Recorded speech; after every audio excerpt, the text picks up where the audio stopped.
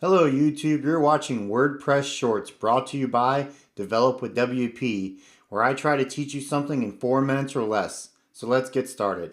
Today we're going to learn about array map. Array map is a PHP array function, and what it does quite simply is it allows you to pass it an array of objects, and then it takes that array of objects and it runs a callback function that iterates through the array and does some type of process. So let's see what this looks like in the code. So for the very first example is a very simple example.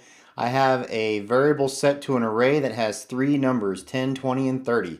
And then I have a function set called multiple array values. I really should say multiply, but I messed that up. Anyway, what this function does is it takes a value and it multiplies it by 2. So if we wanted to multiply every value in this array right here, we can use array map. So you can see here I have a variable called new array. It's equal to this function that we're learning about today called array map. Then in quotations I pass it the callback function, so I'm passing it this function name to execute, and then I give it the array that I want it to loop through. And I'm going to var dump this out. So let me save this and let's go see what happens.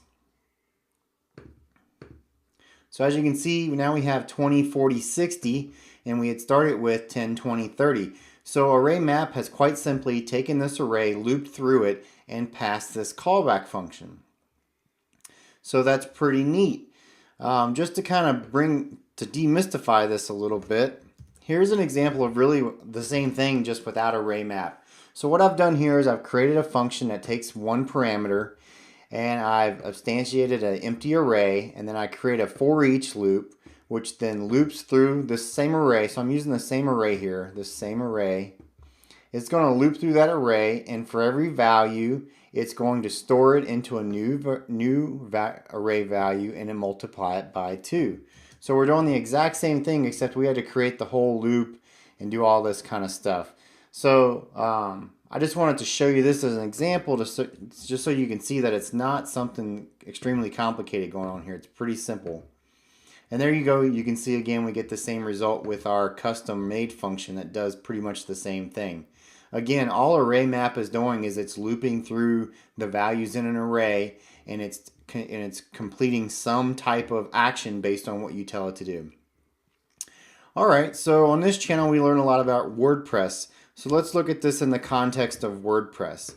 And one of the best ways you can use array map in WordPress is with post meta. We've talked about post meta a little bit, but pretty much you can use a function called get post meta, and if you pass it just like this, where you just pass one parameter, which is the ID, it's going to return you all the post meta for an entire post.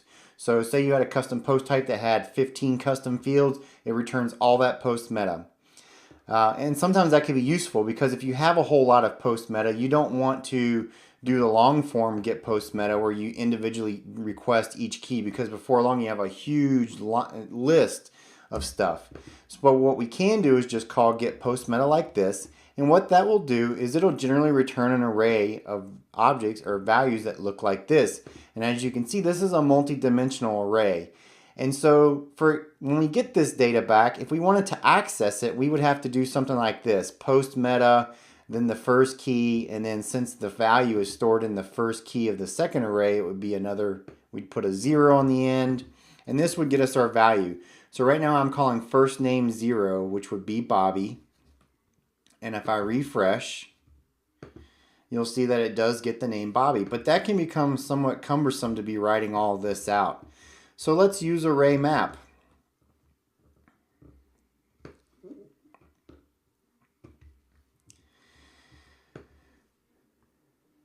So to use array map, I've created a custom function. This is my callback function called clean post meta. Again, it takes one parameter, and then all it does is it returns that parameter, the first value of that first parameter.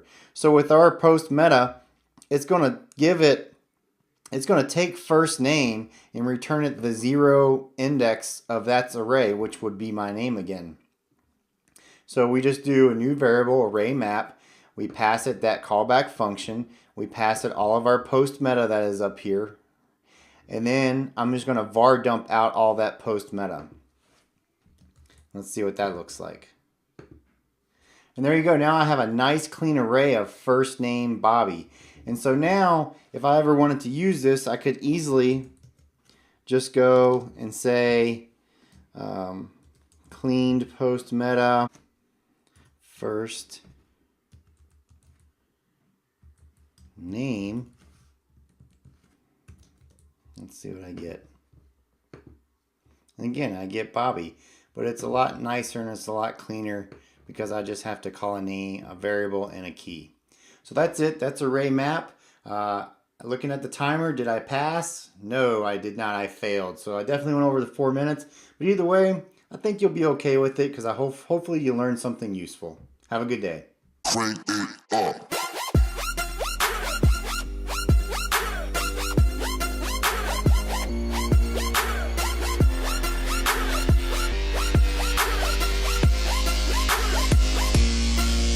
Up.